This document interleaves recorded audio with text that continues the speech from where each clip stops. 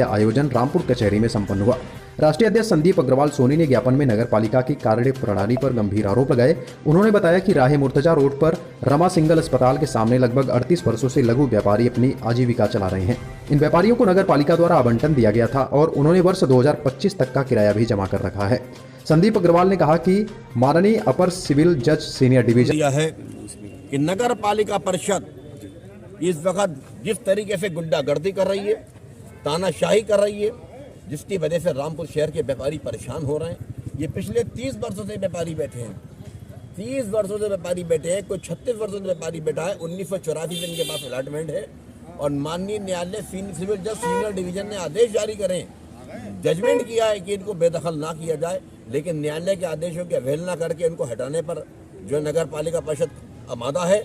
कल भी जेसीबी लेकर गए थे और ये कह रहे थे कि उनके नगर पालिका परिषद के जो दलाल लोग हैं, जो उनके बदमाश लोग हैं, उनकी पर्सनल बदमाश टीम चल रही है साथ में, और वो जेसीबी चलाने के बाद व्यापारी से कह रही है कि हम व्यापारियों पर जेसीबी चला देंगे, दुकानें उखाड़ के फेंक देंगे, और अगर आप नहीं हटोगे तो खून खराबा आपका होगा। ये तरीका ठीक नहीं है। अगर ऐसी स्थिति होगी तो हम जिले का बाजार बंद करके सड़कों पर बैठेंगे।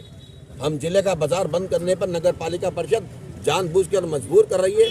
नगर पालिका परिषद चाहती है कि रामपुर शहर का माहौल खराब हो और जिले में रामपुर बाजार व्यापार मंडल पूरे रामपुर का बाजार बंद करने का ऐलान कर दे। ये नगर पालिका परिषद की सोची समझी साजिश है। उसकी वजह सिर्फ यही है कि नगर पालिका कोई काम करने को तैयार नहीं। बापू माल आज तक इनसे शुरू हुआ नहीं।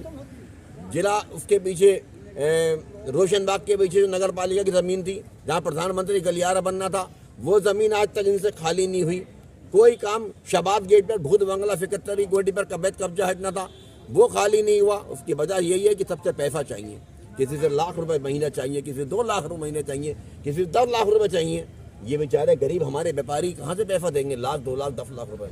मगर इस तरह की तानाशाही बर्दाश्त नहीं है। उन्हें इस मामले में समझना पड़ेगा। हमारी ये बात आप माननीय मुख्यमंत्री तक पहुंचाइए, उन्हें बताइए कि रामपुर की फर्जंदी पर किस प्रकार अत्याचार नगर पालिका परिषद कर रही है, और ये बात माननीय मुख्यमंत्री समझेंगे। उनके स्पष्ट निर्देश हैं, किसी भी गरीब को उजाड़ा नहीं जाएगा, पहले उसको बचाया जाएगा, बाद में उजाड़ा जाएगा। अभी नगर पालिका का जो बापू माल की दुकान था, उसका आवंटन को लेकर मामला हुआ था, आपने आवाज उठाई थी। आज ये दुकान नगर पालिका का आवंटन, आज ये देखिए कि आज 2024 है, 12 साल 13 साल हो गए नगर बापू माल स्टार्ट हुए, आज तक एक दुकान में भी कनेक्शन यही नहीं है। उसकी वजह सिर्फ यही है कि नगर पालिका परिषद के अधिकारी मिली भगत से काम चला रहे हैं। हर महीने बापू माल के नाम पे 2-2.5 लाख रुपए महीने की आमदनी होती है। आज तक नगर पालिका परिषद के किराए में 100 रुपये का भी फंड जमा नहीं हुआ है।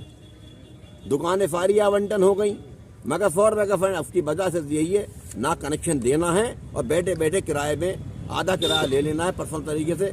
उसकी वजह ये है कि आज सुनसान बना है। हमारा ये कहना है, ना तो उन्होंने नगर बापू माल सही करा, ना भूत बंगला सही करा, और ना ही प्रधानमंत्री गलियारा रोशनबाग में बनना था, वो जगह अपने हैंड पे लेकर गलियारा बनाया, लेकिन गरीबों को उजाड़ना शुरू कर दिया। पहले इनको तबाही मचा दो, तबाही।